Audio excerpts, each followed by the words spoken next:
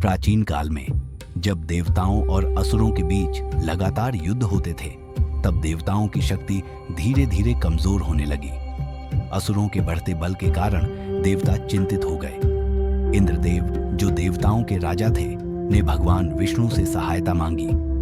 भगवान विष्णु ने समस्या का समाधान समुद्र मंथन के रूप में सुझाया।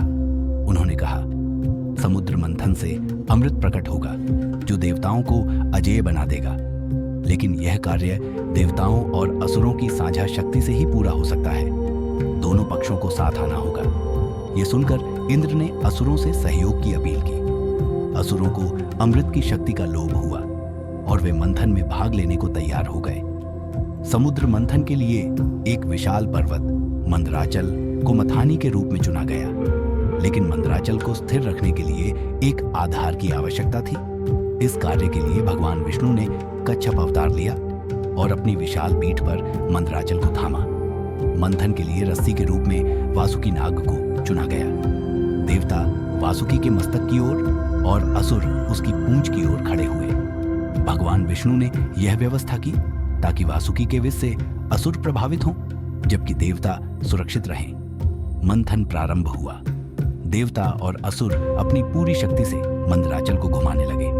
जैसे ही समुद्र का मंथन शुरू हुआ, अनेक अद्भुत और भयावह चीजें प्रकट होने लगीं। सबसे पहले समुद्र से कालकूट विष निकला। यह विष इतना घातक था कि इससे सृष्टि के विनाश का खतरा पैदा हो गया। सभी देवता और असुर भयभीत हो गए और भगवान शिव के पास सहायता के लिए पहुंचे। शिव ने अपनी करुणा और बलिदान का परिचय दिया और विष को अपने कंठ में धारण कर लिया। उनका कंठ नीला हो गया और वे नीलकंठ के नाम से प्रसिद्ध हुए। मंथन जारी रहा और क्रमशः समुद्र से कई अद्भुत रत्न और वस्तुएं प्रकट हुई। कामधेनु, एक दिव्य गाय जो इच्छाएं पूर्ण कर सकती थी। ऐरावत, एक श्वेत हाथी जो इंद्र के वाहन के रूप में प्रसिद्ध हुआ। कल्पवृक्ष, एक कल्पना के पेड़ जो सभी इच्छाएं पूर्ण करता था। लक्ष्मी देवी, धन और समृद्धि की देवी, जिन्होंने भगवान विष्णु को अपना वर बनाया। चंद्रमा, जिसे शिव के मस्तक पर स्थान मिला। हर रत्न को उनके उपयुक्त स्थान और स्वामी को सौंप दिया गया। अंततः समुद्र से अमृत कलश प्रकट हुआ। इस अमृत में अजेयता और अमृता का वरदान था। अमृत के प्रकट होते ही देवता और असुर इसे पाने के लिए लालायित हो उठे।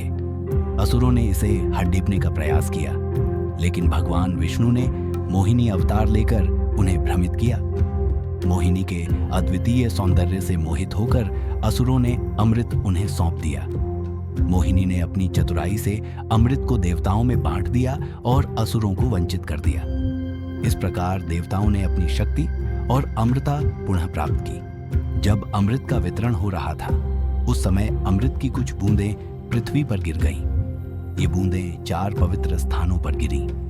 हरिद्वार, प्रयागराज, इलाहाबाद, उज्जैन, नासिक, इन 4 स्थानों को पवित्र माना गया और यहीं से कुंभ मेले की परंपरा शुरू हुई।